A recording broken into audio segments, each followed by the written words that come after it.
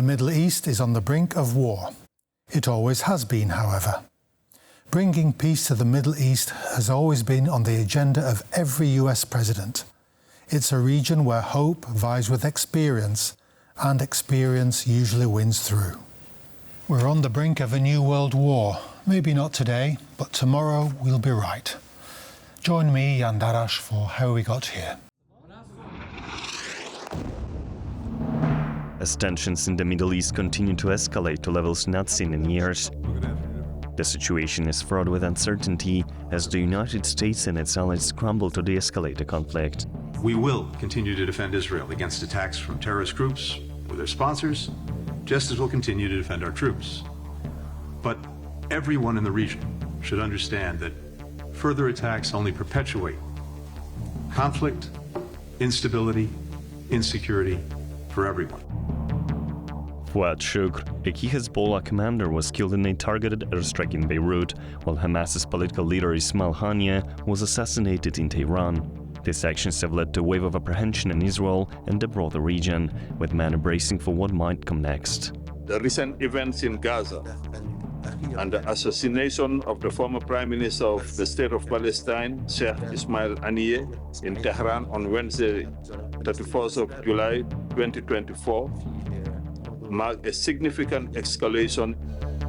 The assassinations and subsequent rhetoric suggest that retaliation from Hezbollah and Iran is likely, potentially setting off a dangerous cycle of violence. Right now, we're still in that kabuki theater stage where there's a lot of acting going on, but substantively, we've not seen a big uptick yet. The Israeli Prime Minister, meanwhile, has urged Israel to remain calm. We are prepared for both defense and offense. We are striking our enemies and are also determined to defend ourselves. Despite the deteriorating situation, leaders on all sides appear to recognize the grave risks of a broader conflict. Nevertheless, the region remains on edge as the possibility of war looms larger with each passing day.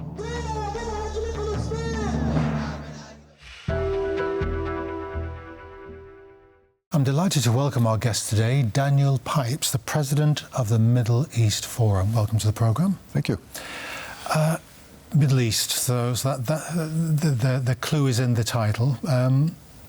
It always seems to be on the brink of war. We say the Middle East in the brink of the Third World War, and that's a particularly Western view of what war is. But the West has always been, the Middle East has always been in some sort of turmoil since at least I can remember. Actually, it's a contrast between before World War I and after World War I. Before World War I, to exaggerate a bit, nothing happened in the Middle East for 400 years. It was very quiet. And then it exploded. And in one sense, all that has taken place in the past century is a footnote to the very extraordinary decade between about 1912 and 1922. Everything happened, and we're still sorting out what happened then. So it's not always been, but yes, today and for decades it has been the world's most volatile region, no question. And why is that? Because the Ottoman Empire collapsed and it was replaced by a kind of Western notion of a nation, nationalisms? Indeed, the Ottoman Empire did collapse, and it was replaced by Western-style nations. Yes, indeed. That's one factor, but there are others, such as the difficulty that Muslims have had coming to terms with Western ascendancy, the difficulty in accepting these nations. Some of them are completely arbitrary. Jordan came out of nowhere. Winston Churchill invented Jordan one fine day a century ago.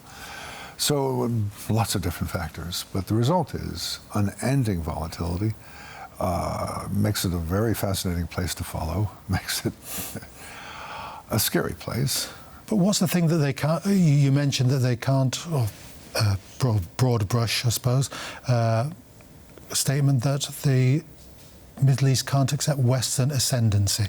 Do they see ascendancy in terms of military, in terms of the financial, cultural superiority? To put it again very simply, Islam came in the 7th century, and Muslims were the most dynamic, most advanced, most wealthy, most powerful people. And they developed a sense of superiority, in particular vis-a-vis the northern barbarians. Well, those northern barbarians evolved, and in general, people in the Middle East didn't notice it. And then one fine day, say 1798, when Napoleon arrived in Egypt, the Europeans said, we're now here and we are stronger than you, we are more advanced than you, we are richer than you. And this was a shock. Now that's over 2 centuries ago, but still, the shock of coming to terms with this Western ascendancy, which is political, which is military, which is economic, which is scientific, is one that many in the Middle East have found difficult to absorb. And presumably after the Second World War, the Western ascendancy was personified by United States. It was, yes. And what's the policy, how has the policy evolved vis-a-vis the Middle East from the United States? Has it ever formed a coherent policy? Okay, we know support for Israel, but has it kind of tried to navigate these waters, and how has it fared? Until the collapse of the Soviet Union, between, say, 1945 and 1991, 46-year period, the U.S. policy was quite successful. So by 1991, things were looking very good. There really were few opponents of the United States. The United States had many friends. That's because the American goals were modest. They were keeping things from getting bad. After 1991, with the collapse of the Soviet Union, the American goals became more ambitious, not just to stop what was bad, but to implement what was good. And that was not successful. And that's now 30-some years, and we've seen failure after failure. So my hope is that the U.S. government will pull back, become less ambitious, and just try and fend off the bad things rather than implement the good things. Is that because we've tried to impose democracy, a Western-style democracy again? One very important aspect, yeah. And how does it stand today? We have the Israeli-Palestinian war, meddling or intervention of Iran in the Middle East based on the Eastern Mediterranean, southern Yemen. How does the United States navigate these waters? Well, Iran is the great disruptor of the region. The Iranians want to change the status quo. Among other things, eliminate the Jewish state of Israel, but much else. They want to bring their revolution to the entire region, and they've done quite well given the limited resources of the Iranian government. Planning carefully over the period of decades, now 45 years, they have built a true base. This has been hard for U.S. governments to fully understand, and the great effort of the past decade has been to try and co-opt and bring in the Iranians, be friendly with the Iranians, which has been disastrous policy, but yet it was the Obama policy and it is the Biden policy. And unfortunately, there has not been an acknowledgement that this has been a bad idea. No, they are our enemy. They will not be brought in. You can't do that with someone who calls death to America. You can't win them over by giving them money and trying to make a deal with them. I mean, these are two powers, United States and Iran, with two completely antithetic worldviews or even cosmologies.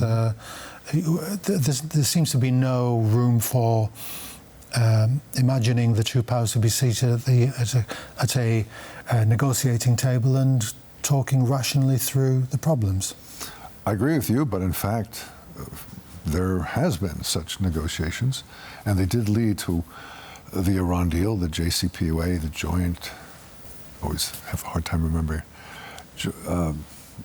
of 2015.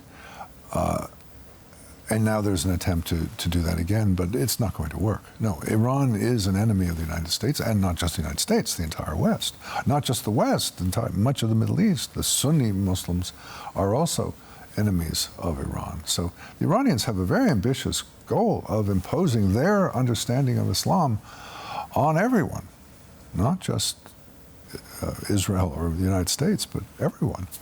Do you think that if we can imagine a Middle East under an Iranian empire, for example, the Ottomans have gone, the Iranians have replaced them, is that some sort of order, at least, or it would be stability?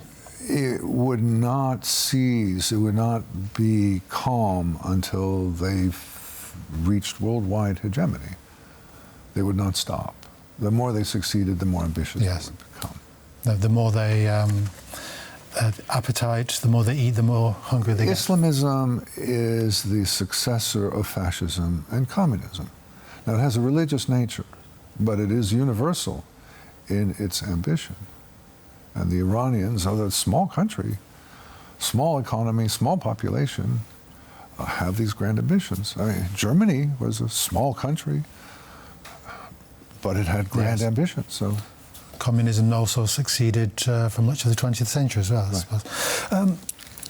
Israel is at war with Hamas in the Gaza Strip. How do you account for the popularity of the Palestinian cause in the West? We see Palestinian flags, even in the UK rioting at the weekend, young men Muslims waving the Palestinian flag in the UK. How do you account for that? I would somewhat change your question to how do I account for the Palestinian cause being so popular on the left in the West? It is a left cause, and the further out to the left you go, the more ardent and extreme the support for the anti-Israel. It's not so much pro-Palestinian, it's anti-Israel. I ascribe that to a number of things. In particular, the ending of apartheid in South Africa in 1994 created this free-floating term apartheid, which then became applied to Israel, plus anti-Semitism, plus other factors, but it is a leftist thing. And I would submit that these actions, such as the ones you mentioned in the UK, but all over the world, are not winning friends for the Palestinians. If your life is disrupted on behalf of the Palestinians, if you can't get a medical operation, if you can't reach the airport, if the symbols of your country are desecrated by people who hate Israel, it's not likely to make you sympathetic to them. So yes, they're very vocal and they're effective in the short term, but I think in the long term, this is counterproductive. So the anti-Semitism outweighs the pro-Palestinian sentiment, which seems to be contradictory. If you were interested in the welfare of the Palestinians, you would not be supporting Hamas. Yes. Hamas is a unique institution, so far as I can tell, in that it wants its population, subject population, to suffer. Now, there are many autocrats, take Putin, who are quite happy to use their subject population as cannon fodder, to let them die in war. Hamas goes further. It wants the civilian population to suffer, to be hungry, to be homeless, and to die. Because then it uses that, as we've seen since October 7th, as their anti-Israel argument. So Hamas thrives on the suffering of its subject population. So if you care for the Palestinians, you can't be pro-Hamas. Yes. Let's broaden this out. Iran is one of the centres of power. Israel is another. And now we have an emerging or a resurgent Turkey. How do you incorporate that into the grand scheme, the grander scheme of the Middle East? Well, the striking thing of your correct presentation is the Arab states are not there, although they are the great majority of the land, the resources, and the population. So the Arab states have fundamentally left the great battles and are watching from the sidelines. And yes, Israel's on one side and Turkey and Iran are on the other. Well, Turkey and Iran are far larger in terms of population together. They're on the order of 170 million people. Israel has 10 million. They are both Islamist. They're both seeking to go back to medieval ways and find strength in what was the way in which people lived and laws were enacted 1,000 years ago. Both of them are hostile, not just Israel, but to the entire West. Turkey happens to be a member of NATO, yes. But it's hostile. It's a very strange ally. So what happened, in short, is that the Arab states, who were the anti-Israel powerhouse, left. They lost. They left. And then Iran and Turkey came in, and now it's their turn to be anti-Israel. I don't think they're going to do much better than the Arab states in the long term, but there they are. I think eventually it will be seen as too painful. That's what happened in a place like Egypt or Jordan or Syria. It's too painful to go on with this anti-Israel campaign. Too many deaths, too much money spent. And I suspect that there will be Turks and Iranians who come to the same conclusion. This isn't a good idea. This isn't our fight. We don't need to be involved in this. Yes. Last question to Daniel Pipes. How do you envisage the region over the next year or so? Let's not go too far into the future because obviously things can change. But how do you see in the very short term? I think the Israelis will continue the effort to destroy Hamas as a ruling authority. There's lots of pressure on them not to do it, but I think they're going to do it. Yeah. I think the Iranians will get closer and closer to nuclear weaponry, and when that happens, that will change everything. I think Turkey will continue down the path it is, but with increasing dissent. More and more Turks are fed up with Recep Tayyip Erdogan and his ambitions. So more trouble, basically. Is it going to, with the advent of mass migration since 2014 into Europe, do you see a spillover? For example, one religious philosopher, an English religious philosopher, said, "If you import the Middle East, you become the Middle East." Is that a reality that can happen? You know, we start to have these almost little civil wars in the towns of northern England, based on the policies and the conflicts of a region that's so far away. I'm afraid it is true, and I think what's happening in Western Europe is a lesson for Poland and other former Warsaw Pact countries to watch and learn and not make the same mistakes. Yeah. Yes, and this comes back to this resentment against the Western ascendancy again, I suppose. Daniel Pipes, thank you very much for coming onto the programme. Thank you for inviting me. That's all we have time for. Do join us again, please, for How We Got Here.